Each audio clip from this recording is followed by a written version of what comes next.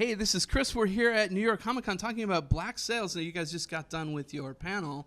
How was the reception now that people have actually seen the show? Fantastic. Yeah, people seem to really love it. So, it's great. Yeah, it was really great to, for the first time, to do a panel and, have an audience that's seen the show, seems to love the show, and, to get to hang out with the fans was great.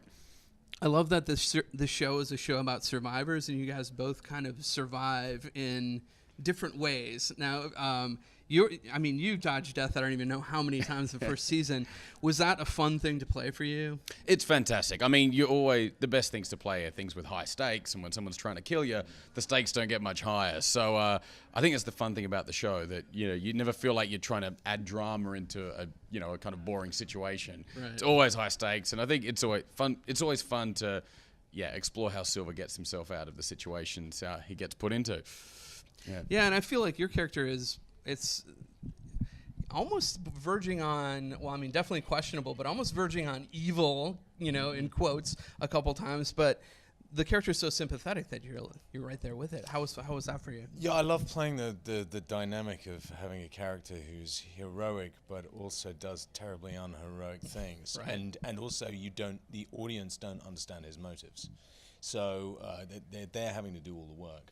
Right. I mean, what's cool is that in season 2, we take the action back 15 years, where he's a naval officer in London, and you get this backstory. So, which makes some sense of his motives, and allows the audience into him.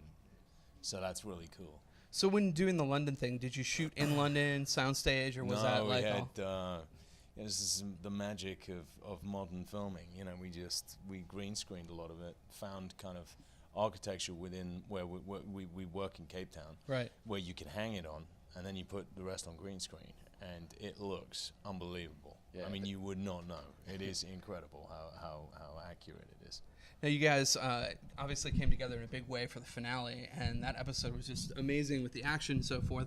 What was your hardest day on set doing that episode? I think in the schedule, for the end of season 1, there was about 10 days that were just called Cannon Fire Hell.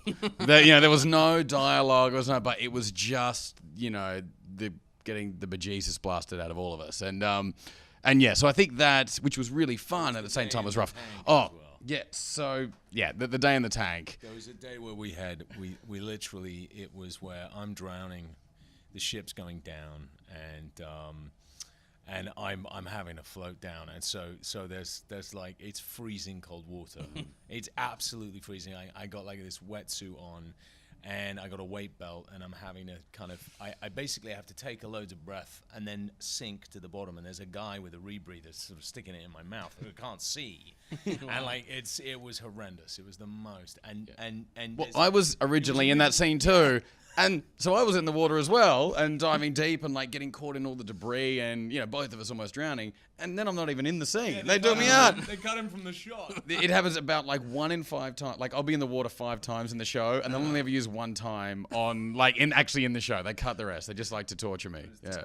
Do you know that ahead of time? Do you go in and then they're like, hey, we're gonna have to cut that out, or do you just like watch the episode back and you're like, hey, wait a minute, guys? Yeah, it's in ADR, so it's when we go in to re-record right. dialogue, and that'll be me. happened? Yeah, me back in Australia. Sound guys who don't even work on the show, and I'm just like, whoa, where's that scene? Like, it's always the one that we shot at 3 a.m. in the water tank, getting into winter. Yeah. I love that. I love that there's this sort of complete. You were talking about the CG, but there's also a lot of practical stuff that you guys are doing, like drowning. It's kind of amazing that you hit both extremes in this show. Is it easier to do like when you're on the actual deck of a huge ship?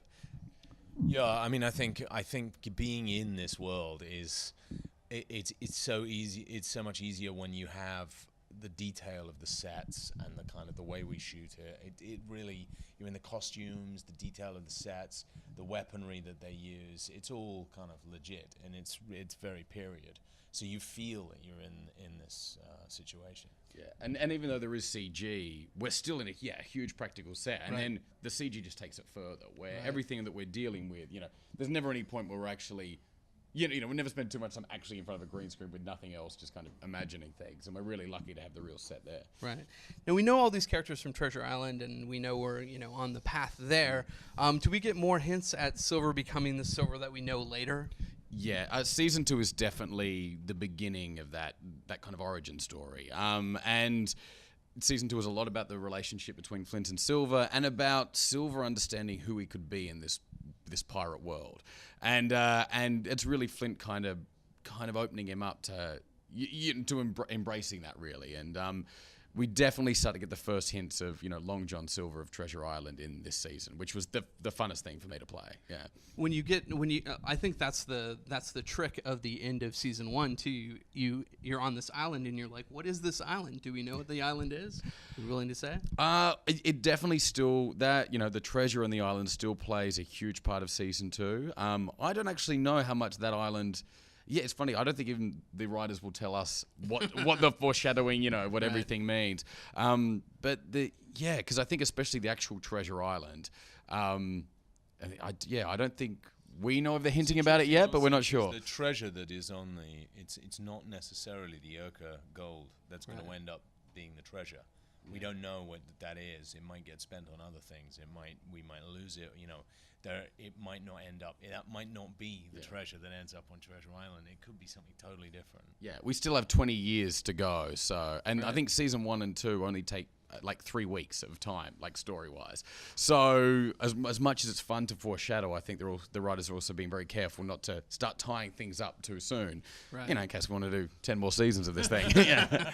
I hear you. Awesome. Well, thank you so much, guys, for talking. And for more Black Sails and everything New York Comic Con, stay on IGN.